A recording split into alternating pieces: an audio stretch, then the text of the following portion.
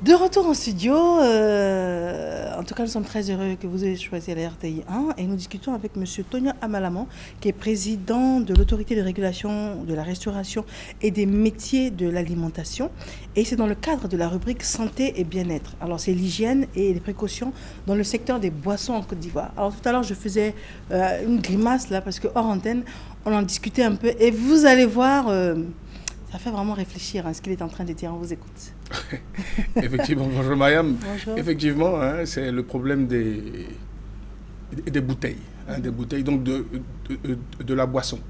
C'est-à-dire qu'aujourd'hui, on n'est pas ému lorsqu'on retrouve une bouteille hein, en PET ou dans cette bouteille qui a servi pour une autre entreprise, dans laquelle nous allons retrouver du Nyamakoudji dans nos mariages. Et d'ailleurs, même très souvent, elle laisse même pour des questions d'assurance. La marque qui est marquée, qui est encore sur cette bouteille-là, et qu'elle serve, par exemple, le Nyamakoudji à l'intérieur. Mais ces bouteilles-là ont un circuit. Malheureusement pour nous, ces bouteilles ont un circuit, et ce circuit-là, voilà, que vous voyez, et ce circuit-là n'est pas fait pour rassurer tout le monde.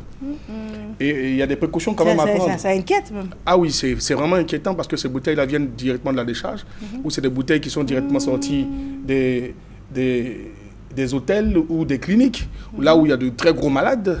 Pour avoir été restaurateur des cliniques, donc des hôpitaux, j'ai très souvent vu des bouteilles dans des toilettes ou chez des malades tuberculeux ou qui ont des maladies beaucoup plus graves. Et lorsqu'on voit comment ces bouteilles sont recyclées, il y a de quoi s'inquiéter. Mais attendez, on nous dit de ne plus acheter le Nyamakou, le bissap en sachet par rapport à la nouvelle législation qui concerne les sachets plastiques en Côte d'Ivoire. C'est cela. Donc, on se dit qu'on va aller vers les bouteilles. Maintenant, les bouteilles en plastique de différentes marques de boissons gazeuses, on enlève la marque, enfin, ou on l'enlève pas, hein, et puis on achète les petits conditionnements, le moyen conditionnement en bouteille. Ou bien on s'arrête pour acheter de l'ananas frais. Parce que M. Aka Félix nous a conseillé de boire beaucoup de jus naturel. Oui, c'est très bien. Et puis le monsieur prend un sachet pour presser comme ça l'ananas dedans. Voilà. Donc on est tout content, il est hygiénique. Là. Apparemment. Apparemment, ça c'est pour nos yeux. On est content, et puis, on a une dans la bouteille qui a l'air blanche et limpide. Voilà. Oui. Voilà. Oui, mais malheureusement, cette bouteille, dans quelles conditions il l'a obtenue? Et puis dans quelles conditions il l'a nettoyée? Et justement, aujourd'hui, Mariam, je pense que le travail que vous êtes en train de faire est un travail quand même remarquable. Ce que nous sommes en train de faire, c'est de sensibiliser toujours. Nous ne sommes pas des redresseurs de tort, nous sommes en train de sensibiliser la population. Nous ne sommes pas en train de dire que vous allez tous mourir, et effectivement, on va tous mourir d'une façon ou d'une autre. Mais ce que nous sommes en train de dire, c'est qu'il faut faire quand même attention, on n'est pas obligé d'anticiper sur notre mort. Faire attention à ce que nous consommons. Et comme je dis, le but, c'est de demander aux Ivoiriens d'être plus exigeants. Attendez, vous voulez me dire que c'est dans les décharges d'ordures que les gens prennent des bouteilles? Non, je ne suis même pas en train de vous le dire, je confirme. Parce que pour la plupart du temps, c'est ce qui se passe. Ce sont des bouteilles que nous retrouvons dans les mariages grandement. Et vous les trouvez dans les mariages avec des bouteilles des boissons telles que le bissap, le Nyamakoudji, les jus de passion. Voilà, il y en a qui vont servir à y mettre encore d'autres types de médicaments, des médicaments traditionnels, ainsi de suite. Mais la bouteille est déjà contaminée. Les conditions d'hygiène ne sont pas réunies. On ne nettoie pas suffisamment, on n'a pas forcément les détergents qu'il faut pour nettoyer et pour donner vraiment l'assurance que le produit est recyclé. Est recyclé. Il y a une responsabilité parce que derrière aussi, il y a un problème environnemental. Ces bouteilles-là se retrouvent aussi dans la lagune. Et au bord de la lagune, si vous allez au bord de la lagune, vous allez voir des personnes en train, des fois, de récupérer. Très souvent, en tout cas à 3-4 reprises, on a été obligé de les faire arrêter, ces personnes-là. Parce qu'on a retrouvé des personnes en train de prendre des bouteilles, de les nettoyer, et puis de tenter de les recycler pour encore servir des jus à l'intérieur. Et c'est vraiment dangereux. C'est pareil même pour les bouteilles en verre, cassables. Aujourd'hui, vous serez peut-être un peu choqué de retrouver peut-être du Nyamakoudji dans une bouteille d'alcool. Là, ça va vous faire reculer. Ou bien dans une bouteille de détergent, ça va vous faire reculer. Mais c'est pareil pour toutes les bouteilles. Ils n'ont pas les éléments et les outils pour nettoyer véritablement des bouteilles qui sont triangulaires ou rectangulaires, et ainsi de suite. Il n'y en a pas.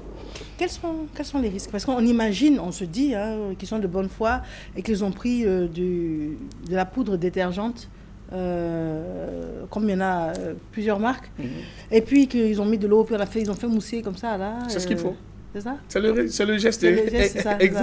Ça mousse jusqu'à... Bon, et on a l'impression que c'est bon pour nos yeux, quoi. C'est rassurant pour nous. Mais les produits détergents désinfectent quand même. Mais désinfectent jusqu'à quelle hauteur? C'est prouvé. C'est pas nettoyé. C'est pour des petites contaminations. C'est-à-dire éventuellement, lorsque, même pas une contamination, c'est-à-dire qu'on transvase par exemple de l'eau, ou à la maison, on s'est permis par exemple de mettre du sirop, on nettoie. Bon, là ça passe. Mais lorsque cette bouteille-là vient d'un hôpital, qui sort d'un tuberculeux, où les bouteilles ne vont plus être touchées. Vous avez l'art de nous prendre des cas dramatiques extrêmes. Oui, mais c'est le drame qui doit nous réveiller. Parce que, comme on dit, la boisson n'est pas faite pour le plus fort, elle est faite pour le plus faible. Parce que s'il y en a d'autres qui ont la capacité de pouvoir supporter ce genre, je dirais, d'agression, d'autres ne peuvent pas, la majorité ne supporte pas cela.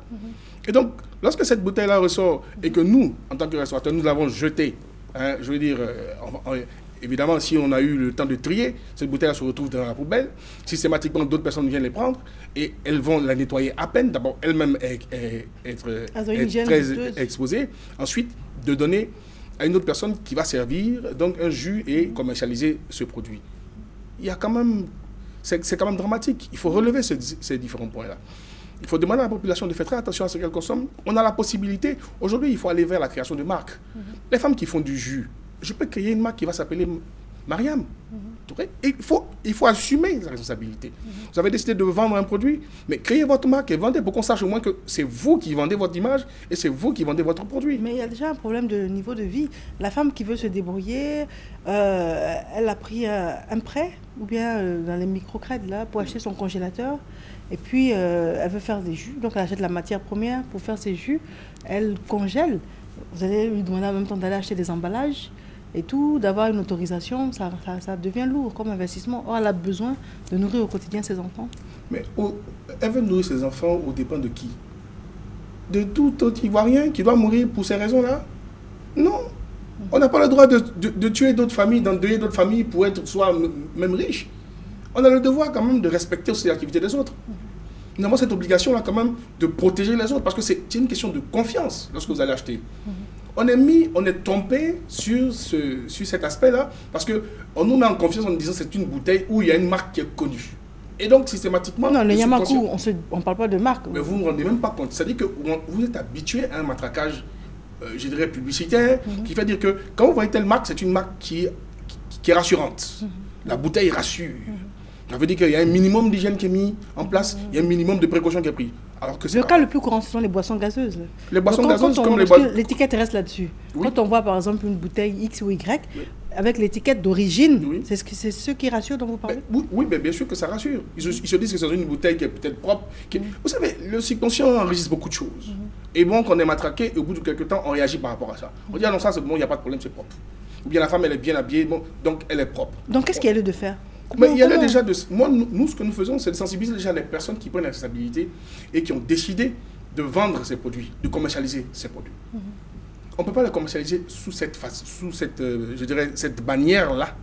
Et de cette manière, on doit faire en sorte que nous puissions responsabiliser ces personnes. Et nous les avons invitées plusieurs fois à des formations.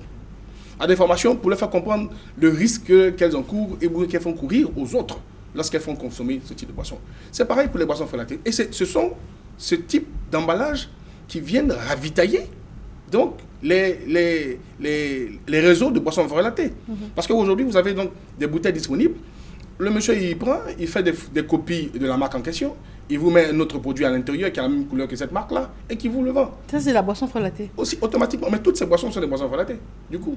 Parce que la marque qui se trouve sur la bouteille n'est pas le produit que vous retrouvez à l'intérieur. Si vous buvez une eau minérale qui est marquée sur la bouteille et que vous vous retrouvez avec un Yamakou, mais ça ne correspond pas à cette marque-là qui est déclarée par le Mais le client le sait. Mais il le sait, vous savez, on le sait, mais on finit par l'ignorer ou on finit par être mis en confiance par le produit que nous avons vu. Et donc, il y a un jeu de tromperie qui est tellement rapide qu'on ne s'en rend pas compte. Et je dis, en termes économiques, c'est quand même un poids lourd. Hein, et ça pèse énormément sur la santé des populations, et ça pèse énormément aussi sur l'économie de notre pays. Et c'est tous ces éléments qu'il va falloir donc relever, et nous sommes en train vraiment de travailler là-dessus, et beaucoup de boulot ont été déjà fait. Très bien, parce que c'est un sujet qu'il faut continuer à développer pour savoir Absolument. Quelles sont les mesures de répression parce que c'est un problème grave, parce que vous nous mettez le doigt depuis quelques semaines déjà sur des graves problèmes auxquels sont exposées les populations. On a presque envie de dire, oui, mais qu'est-ce que l'État fait alors? L'État travaille en tout cas à organiser tous ces différents secteurs. Je dirais que la Nature, le ministère de l'Environnement, le ministère de la Santé, le ministère de l'Intérieur, et nous-mêmes, ARMA, sommes en train de travailler à régulariser. Et il y a une grosse campagne qui a été faite d'ailleurs pour lutter contre les boissons frelatées et les aliments frellatés. Parce que tous les aliments, vous avez aussi les aliments frellatés. La conservation de la bouteille, il n'y a pas que le transport du produit, ou bien, je dirais, la mauvaise conservation du produit, mais il y a aussi, comment on appelle, parce que vous avez dans des boutiques où vous avez des bouteilles qui sont conservées où il y a des chats. Nous sommes malheureusement au terme de l'entretien. Voilà, je vais vous demander un mot pour conclure et puis un téléphone. Absolument. Je pense que moi, tout ce que nous sommes en train de faire aujourd'hui, nous sommes très heureux, en tout cas grâce à l'AET, de pouvoir sensibiliser toute la population. Aux Ivoiriens, je vous demande à tous d'être beaucoup plus exigeants. Soyez exigeants sur tous les produits, parce que c'est vous qui payez et n'encouragez pas les médiocres. On vous joint comment? Au 07 87 39 2 fois. 07 87 39 39. Merci à vous. C'est moi qui vous remercie. Une page de publicité, nos invités vont s'installer.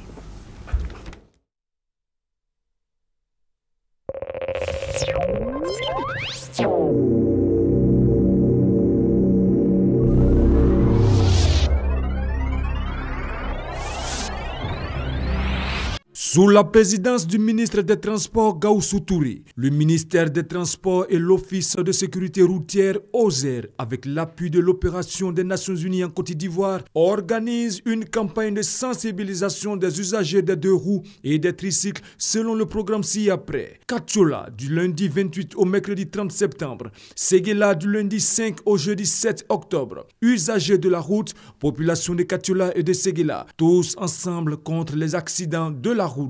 Sous le haut patronage et la présence effective du président de la République de Côte d'Ivoire, son Excellence, M. Alassane Ouattara, sous le parrainage du Premier ministre, ministre de l'Économie, des Finances et du Budget, M. Daniel Karlan-Duncan, et la présidence du ministre de l'Agriculture, M. Mamadou Sangafoua Koulibaly. Le Conseil du Café Cacao organise la deuxième édition des Journées nationales du cacao et du chocolat, JNCC, du 1er au 3 octobre 2015 à la Fondation Félix Houphouët-Boigny de Yamoussoukro. Thème, quelle contribution du producteur pour une cacaoculture durable. À cette occasion, son Excellence, M. Alassane Ouattara, partagera un déjeuner avec 2000 producteurs de cacao. Les JNCC 2015, ce sont aussi des panels, des expositions, des séances de dégustation éclatées, des formations, une animation culturelle et des compétitions sportives auxquelles vous êtes cordialement invités. La Côte d'Ivoire, leader mondial de cacao.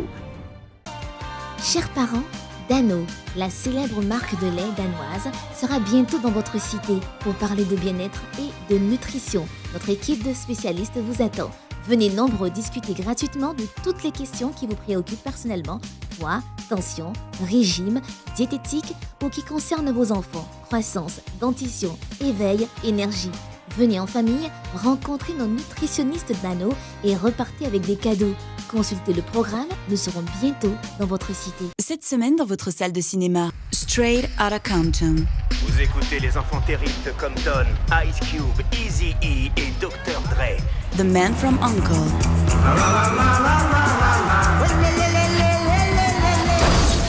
L'œil du cyclone. Je ne peux pas vous aider si vous ne me parlez pas. Pourquoi vous battez-vous? C'est votre vieux président, la lui, il est contre nous. The Minions Project. Oh, hello, papagena. Tu es belle comme la papaya. Retrouvez tous les horaires sur notre page Facebook.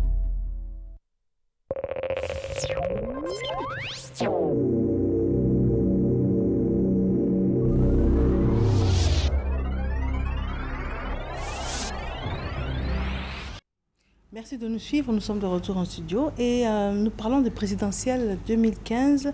Les femmes s'engagent et se font entendre. Pour en parler, nous recevons Mme Agnès Crédit, qui est journaliste, et puis qui intervient dans ce cadre-là. Madame, bonjour. Bonjour Mariam, bonjour chers téléspectateurs de la télévision ivoirienne. Alors donc, comme vous l'avez si bien dit, les femmes s'engagent et se font entendre dans le cadre de la présidentielle pour qu'on ait des élections à peser. C'est une plateforme donc, qui est organisée par 5 organisations féminines, la Coalition des femmes leaders de Côte d'Ivoire, le Réseau des femmes journalistes de Côte d'Ivoire, l'Association des femmes chercheurs de Côte d'Ivoire, l'Organisation des femmes actives de Côte d'Ivoire et l'Association des femmes chercheurs de Côte d'Ivoire. Donc, à 5, nous avons donc pris l'initiative de créer un cadre de rencontre entre les différents candidats à la présidentielle et les différentes candidates à la présidentielle et les femmes. Vous savez qu'en général, les candidats et les candidates, quand ils sont donc pour des élections, vont en campagne au cours de meetings et pas là une foule compacte et massive, mais une foule qui n'est pas forcément une foule déterminée dans sa composition. Et là, on s'est dit, il faut peut-être créer un cadre dans lequel des femmes se retrouveront pour aborder avec ceux qui veulent nous gouverner ou celles qui veulent nous gouverner la vision qu'ils ont ou qu'elles ont pour notre pays et la place donc qu'ils et elles accordent donc aux femmes de manière spécifique dans cette vision-là. Donc voilà, de manière schématiquement dit, l'enjeu donc de cette plateforme qui démarre aujourd'hui, donc 28 septembre, et qui va s'achever le 8 octobre, la veille même de la campagne officielle, donc de l'ouverture de la campagne officielle de la présidentielle. Donc tous les jours, de 17h à 19h pour les candidats, mais de 16h à 19h pour les femmes, nous nous retrouvons donc à l'Ivoire Golf Club pour échanger avec les candidates et les candidats à la présidentielle donc de 2015. Très bien. Alors, on a l'impression qu'il y a un problème de base qui est peut-être l'intégration du genre féminin dans le processus de développement. Parce que quand on demande ce qu'il prévoit pour les femmes, c'est comme si on avait l'impression qu'il ne s'adressait pas généralement aux femmes. Il s'adresse généralement à tout le monde. Mais dans ce tout le monde, vous voyez comment les femmes sont traitées de manière générale. Marie, il suffit de regarder autour de nous. Je dis, on parle ici, réciter la litanie des chiffres qui montrent à quelle position est notre pays en matière de prise en charge de la moitié de la population, à la fois dans les espaces de décision, dans les instances de gouvernement, dans les instances donc, de décision de notre pays. Il n'y a pas besoin de sortir des chiffres. Je dis, un parlement ivoirien de 255 députés avec 25 femmes députées, honnêtement, alors que nous sommes 42%, ou 48% ou 50% de la population, ça fait quand même une minorité qui est très mal entendue, pour ne pas dire une majorité qui est totalement sous-entendue, ou qui n'est pas du tout entendue. Donc, en fait, la question, c'est parce que de manière générale, les meetings sont menés et les discours sont produits sans intégrer de manière précise les différentes composantes de la société. Quand on dit femmes, c'est vrai qu'on parle de minorité, mais il y a aussi les handicapés, il y a aussi les enfants, il y a aussi les jeunes, parce que quand on dit femmes, on pense du coup famille. Qu'est-ce que ces prétendants à nous diriger, qu'est-ce que ces prétendantes qui veulent donc nous diriger prévoient de manière particulière, à la fois dans leur politique sociale, dans la politique de pose en compte des femmes dans le monde des affaires, dans le monde de l'agriculture. Les femmes représentent 72% des plus pauvres dans le monde rural. Qu'est-ce qui est fait pour qu'elles sortent de cette pauvreté, de cette précarité? En fait, c'est tout ça. Maintenant, donc, ce n'est pas qu'on n'intègre pas une politique générale, mais il faut quand même, dans la généralité, gérer les spécificités. Maintenant, j'ai une dernière question à vous poser avant de vous permettre de conclure. C'est de savoir qu'est-ce que ça représente comme pourcentage dans la population, ces différentes associations réunies. C'est-à-dire le candidat qui vient, qui s'adresse à ces femmes-là, s'adresse à quel pourcentage? Il ne s'adresse pas. En fait, nous sommes les initiatrices. Mais nous invitons toutes les femmes. Donc, l'espace est ouvert. C'est un espace qui va accueillir entre 200 et 300 femmes par jour.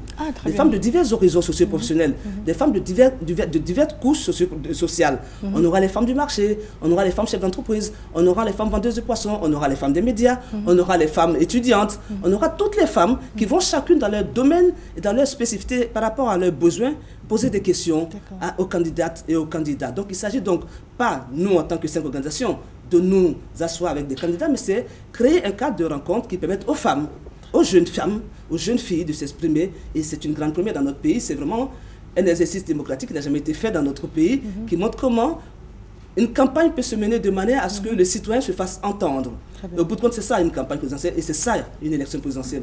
Faire en sorte que les besoins des populations soient pris en compte et que les voix des populations soient entendues et surtout que les voix des femmes dans ce brouhaha des meetings soient entendues. Voilà. Très bien. Alors, quel est votre mot de fin? Le mot de fin, c'est donc le programme rapidement que je peux donner. Donc, nous commençons aujourd'hui par Mme Ariette Lagou.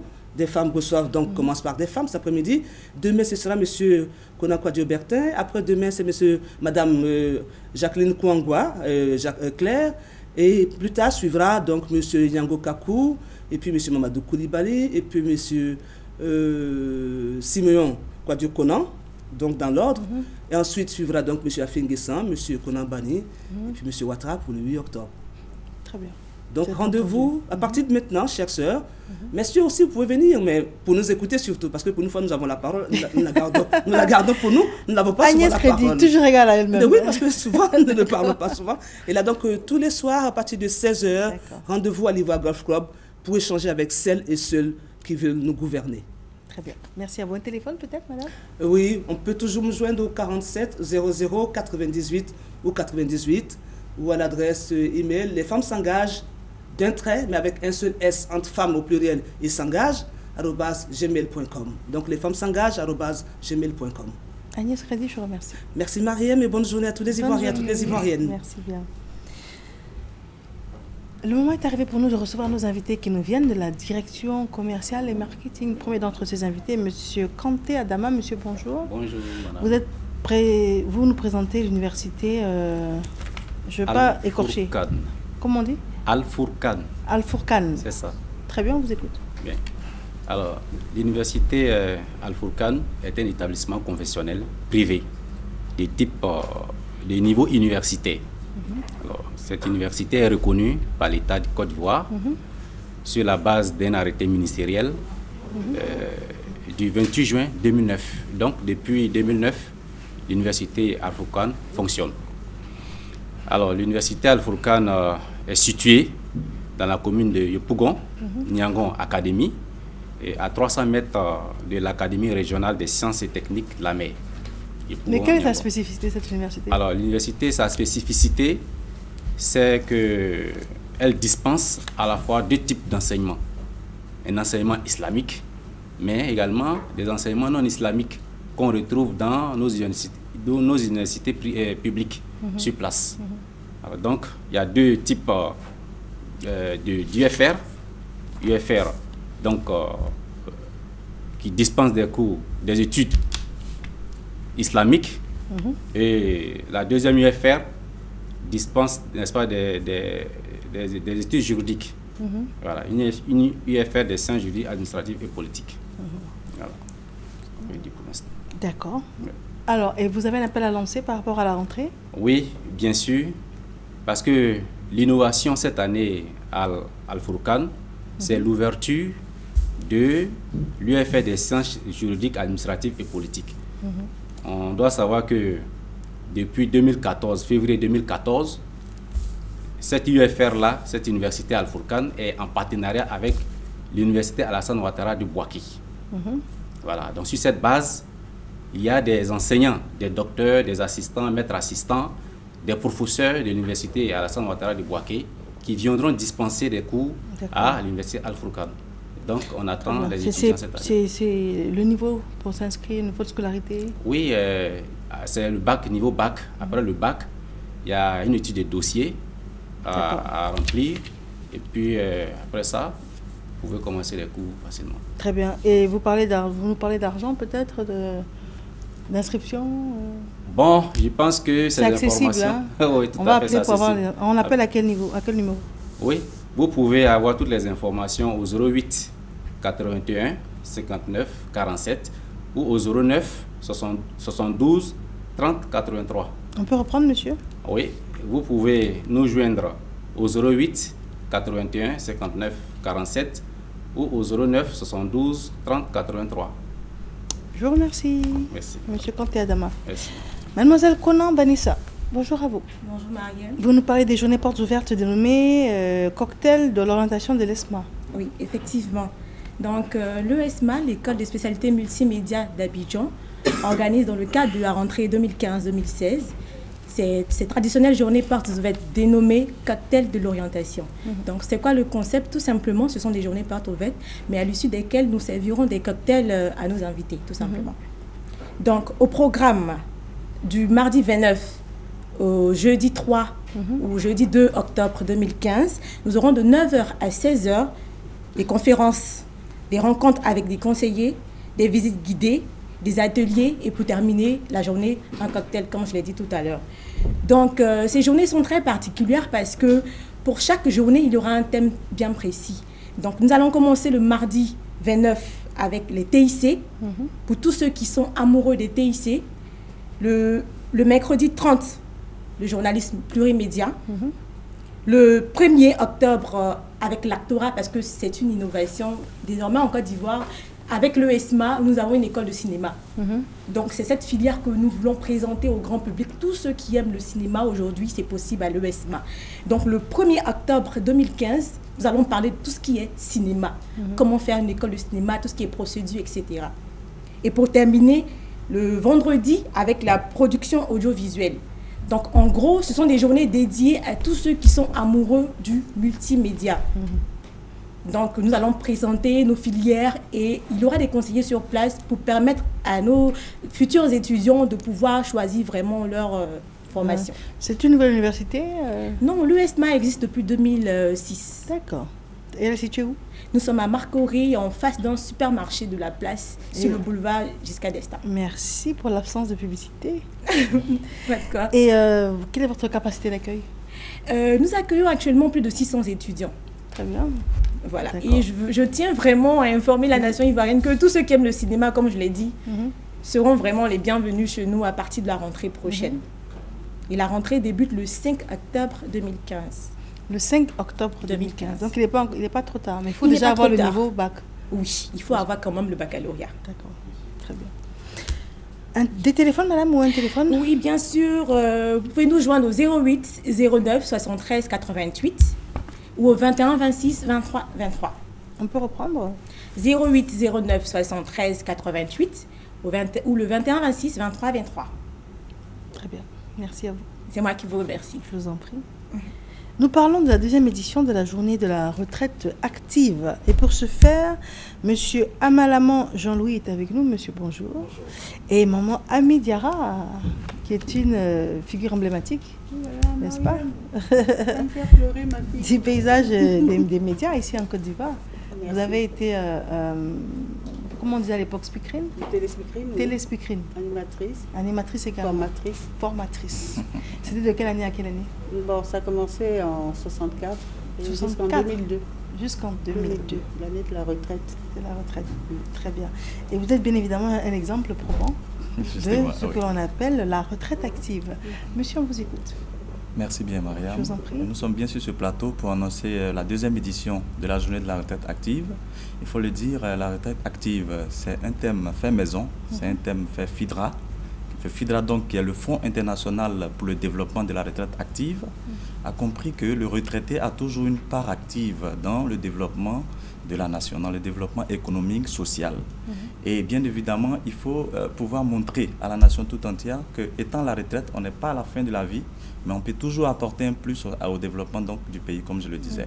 Et ces journées-là sont organisées justement pour montrer à l'opinion publique, nationale comme internationale, que le retraité ayant acquis une expérience pendant la vie professionnelle, il peut toujours la revaloriser. Et comment la revaloriser? C'est ce que nous voulons montrer à la face de la nation à travers ces journées que nous organisons à la faveur des retraités et des pré-retraités aussi, pour leur montrer... Qu'est-ce que c'est qu'un pré-retraité? Oui, le pré-retraité, bien évidemment, c'est celui qui est en fonction et qui s'apprête à aller à la retraite. Voilà, il a besoin aussi de savoir comment préparer la retraite pour pouvoir la vivre d'ailleurs de façon active et épanouie comme nous le prônons. Alors, on parle à une femme retraitée. Comment est-ce que vous vivez la retraite? Bon, la retraite, je la vis bien. Au départ, c'était pas ça, hein, parce que je ne vous le cache pas. Il y a quelques mois de cela, j'ai failli passer l'arme à gauche. Hein. C'était terrible pour moi, très terrible. Et j'ai même fait faire des articles dans les journaux pour demander l'assistance du couple présidentiel, que je remercie d'ailleurs. Mais le FIDRA m'a beaucoup soutenu. Parce que quand vous retrouvez presque tout le temps avec 20-12 de tension, c'est pas du tout agréable et tout. Parce que vous ne tardez pas à aller au boulevard des Allongés. Vous savez ce que ça veut dire déjà. Boulevard des Allongés, voilà. Et grâce au FIDRA, ça va. Je sors la tête de l'eau, ça va beaucoup mieux. Je ne suis pas complètement guérie, mais je peux quand même faire certaines activités. Mais le FIDRA vous a aidé, ce qui est crucial. Mais comment est-ce que votre retraite est devenue active? Ma retraite est devenue active. Comment c'est devenu active? J'ai pris la retraite normalement. C'est de la retraite. Hein. En 2002, il fallait que je prenne ma retraite. Après combien d'années de service, il fallait quand même que je passe de l'autre côté. Je ne vais pas toujours rester à la télévision jusqu'à 80 ans. Et je n'en suis pas tellement loin.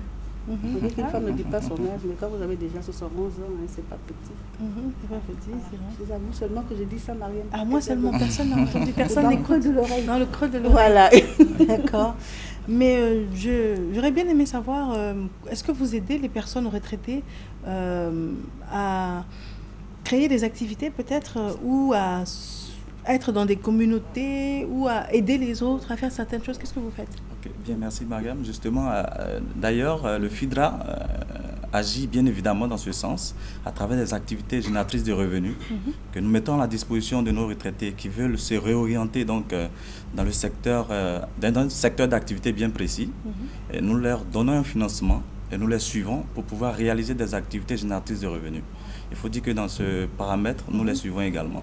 Voilà. Alors ça c'est intéressant parce que beaucoup de retraités nous écoutent sûrement. Ces personnes ne sont pas parties au travail, elles écoutent Matin Bonheur, elles sont même des personnes abonnées, des personnes que nous remercions au passage. Alors, les personnes retraitées, quelles sont les conditions pour pouvoir souscrire et puis être encadrées, aidées pour recréer une activité? D'accord. Il faut dire que le FIDRA regorge en son sein une clientèle retraitée et pré-retraités. Les retraités du public comme les retraités du privé. C'est bien évidemment pour expliquer tout cela que nous organisons cette journée. Il faut le dire, cette journée, cette année, sera placée sur le thème de la santé des personnes du 3e âge. Parce qu'un retraité qui est en bonne santé, il est clair qu'il est productif. Il sera donc productif, donc il va apporter un plus au développement économique. Et donc le thème de cette année, c'est la santé des personnes du 3e âge. Ce thème va déboucher sur un sous-thème qui sera le vieillissement actif. On peut vieillir et être toujours actif. Nous allons démontrer tout cela à travers des conférences que nous allons faire ce jour-là au Palais de la Culture. Et aussi, il y aura le côté festif qui sera des animations et des expositions aussi des œuvres de retraités actifs. Et c'est quand? C'est le 1er octobre au Palais de la Culture à la salle Anomambo. Sur combien de jours? Il faut dire que le programme a commencé depuis aujourd'hui avec des dépistages sur les maladies du 3e âge, des dépistages du col de l'utérus, du cancer de sein. Il y a aussi eu des dépistages sur le diabète et l'hypertension artérielle. Très bien. Des téléphones, monsieur? Téléphone, s'il vous plaît. Numéro de téléphone, on peut nous joindre au 22 44 45 54 et au 09 2 x 33 09. Il y a une question quand même qui me vient à l'esprit, même si le temps imparti est passé. Ami Diarra, vous avez été présentatrice à la télévision ivoirienne et tout. J'aimerais savoir, parce que j'aimerais préparer ma retraite aussi, même si elle est encore un peu loin, qu'est-ce que vous faites aujourd'hui de votre temps de retraite? De mon temps de retraite, ça me permet de faire des petites affaires à côté. Il ne faut pas trop parler parce qu'après on va vous tendre la main toujours. D'accord. Et de m'occuper de mes petits-enfants. Mes petits-enfants et mes arrière-petits-enfants. Waouh. D'accord. Très si bien. vous permettez, il faut dire que la journée aussi est placée sur le parrainage du président d'honneur de la BAD, M. Babacar Ndiaye. Merci. Merci à vous. Nous allons conclure. Mariam, je vais vous dire une chose. Vous pouvez venir au FIDRA dès maintenant. Mais dès que vous entrez au FIDRA, c'est l'accueil qui compte. D'accord. Vous allez chez un médecin. S'il vous accueille à bras ouverts, vous êtes déjà à moitié guéri. C'est important. Au contraire, c'est pas. Mais ce monsieur qui est assis à côté, c'est le grand médiateur du FIDRA. Parce que les personnes âgées, elles sont souvent graisseuses. Et c'est lui qui arrive à les apaiser. Très bien. Voilà. Merci en tout cas. Merci. Monsieur Jean-François Kouassi, monsieur, bonjour. Bonjour madame. Vous êtes notre dernier intervenant. Vous êtes assistant en communication à l'ONG GrandeSécole.net et vous nous parlez de comment réussir la rentrée scolaire. Tout à fait. Puisque la rentrée scolaire, déjà, elle a commencé depuis le 21, officiellement. Elle est effective d'ailleurs. Beaucoup d'écoles ont déjà commencé des cours. Nous avons environ un peu moins de 5 millions d'élèves qui ont repris le chemin de l'école. D'autres ont commencé les cours. Il y en a encore d'autres qui ont même commencé avec les contrôles, les interrogations, puisque le premier trimestre lui-même commence à commencer le 21, selon la décision numéro 2190 du ministère datant du 7 septembre. Donc le premier trimestre est du 21 septembre jusqu'au 11 décembre. Et il y a encore d'autres écoles privées qui n'ont pas encore commencé les cours, qui vont commencer soit le 1er octobre, soit encore le 5 octobre. Mais ce qui est certain, c'est que nous sommes déjà à la fin des vacances. Et pour tous les élèves, afin de pouvoir réussir leur année scolaire, c'est dès maintenant qu'il leur faut donc planifier cette année-là, qu'il faut acquérir les bons réflexes, qu'il faut également travailler avec méthode. Pour les parents, on sait bien que quand on parle de fin de vacances, c'est également le stress de la rentrée, surtout avec les frais de scolarité, les fournitures scolaires achetées. Et il y a encore des parents qui n'ont pas encore pu choisir d'école pour leurs enfants, où ils pourraient donc les inscrire. Je pense qu'on aura certainement le temps d'en parler tout à l'heure. Mais pour l'heure, lorsque nous parlons de réussite de sa rentrée scolaire, il faut dire qu'il y a quand même des prérequis. Et quand on observe les élèves qui ont de bons résultats scolaires, très souvent on se rend compte qu'il y a quand même des facteurs importants. ce sont généralement le temps d'apprentissage, puisqu'un élève qui se met devant son cahier, qui apprend régulièrement ses leçons, il s'en sort toujours de façon convenable à l'école.